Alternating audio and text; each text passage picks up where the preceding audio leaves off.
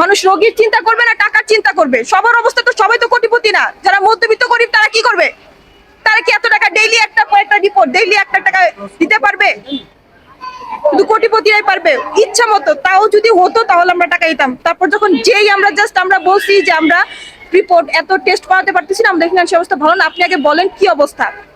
তারপর ডক্টর বলছে যে যেই আব্বু এই কথা বলছে পরের দিনে শেষ। রোগী একদম সুস্থ ছিল, একদম সুস্থ। ডক্টররা মারছে, ডক্টররা। আমার আম্মু একদম সুস্থ কথা বলতেছিল, হাইকেরে ভুল ট্রিটমেন্টের কারণে আমার আম্মুর অবস্থা এমন হয়েছে। ব্রেইন স্ট্রোক করছে, আম্মু কথা বলতেছিল। চিকিৎসাধীন অবস্থায় কোথায় নিয়েছিলেন? হাই কেয়ারে। আচ্ছা, রোগী মারা গিয়েছে কোথায়? এখানে হাই কেয়ারে ভুল ট্রিটমেন্টের জন্য ট্রিটমেন্ট ঠিক মতো হচ্ছিল না, আমরা বাংলাদেশ মেডিকেল আনি। বাংলাদেশ মেডিকেল অপারেশন করার পর ডক্টর বলছে যে ঠিক হবে ঠিক হবে, আমাদের শুধু মিথ্যা আশ্বাস দিছে।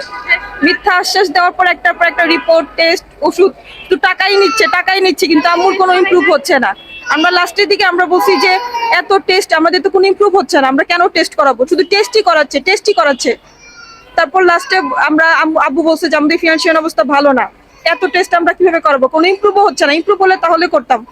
মানে এখানে শুধু টাকার খেলা, টাকা একটা পকেট টাকা শুধু নিচ্ছে রিপোর্ট জন্য টাকাই নিচ্ছে। মানে শুধু ডক্টর কি শুধু হসপিটাল কিছু বড় লোকদের জন্য? আমরা আমাদের মতো মধ্যবিত্ত করে ট্রিটমেন্ট করাতে পারবে না, শুধু কোটিপতিরাই পারবে ইচ্ছা মতো। তাও যদি হতো তাহলে আমরা টাকা দিতাম। তারপর যখন যেই আমরা বলছি যে আমরা রিপোর্ট এত টেস্ট করাতে পারতেছি না, আমাদের ফিনান্সিয়াল অবস্থা ভালো না, আপনি আগে বলেন কি অবস্থা।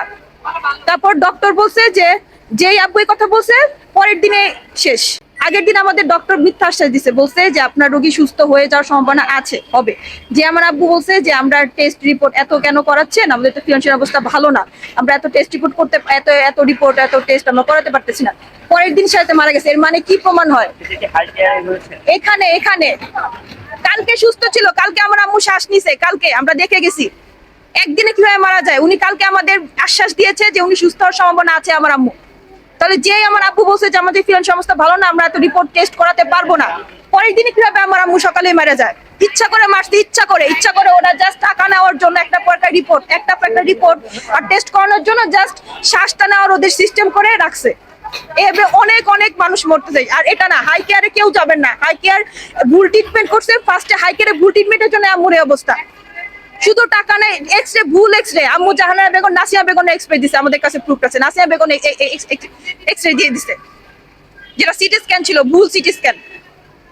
জাস্ট হসপিটাল নিয়ে বসে আছে এরকম আমার মার মতো অনেক বাবা মা এই হাই কেয়ারে ট্রিটমেন্টের জন্য মরতেছে, হাই কেয়ারে ভুল ট্রিটমেন্টের জন্য। আর অনেকের এরকম মনে হয় ভুল ট্রিটমেন্ট করতেছে, ভুল ট্রিটমেন্টের জন্য কত মানুষ মরতেছে। আর টাকা তো লাখ নিতেই আছে।